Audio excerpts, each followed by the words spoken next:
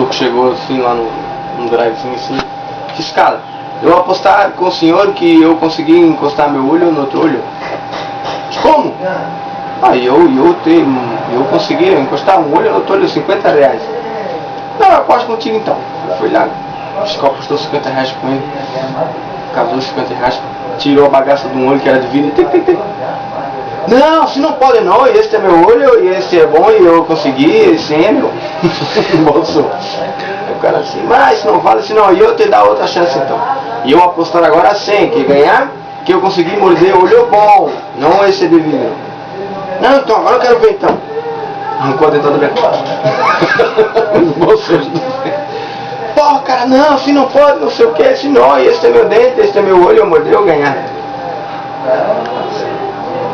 Então eu vou apostar com o senhor R$500, que o senhor tem moral.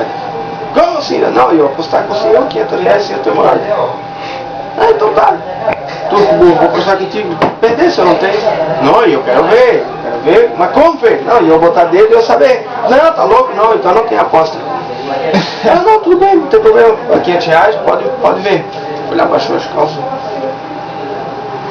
Realmente fiscal não tem moral de ganhar R$500. Viu, Turco burro? Perdesse tudo, senão eu ia ganhar 2.600. Como? Eu apostar lá pessoal atrás do muro, botar dedo no seu cu.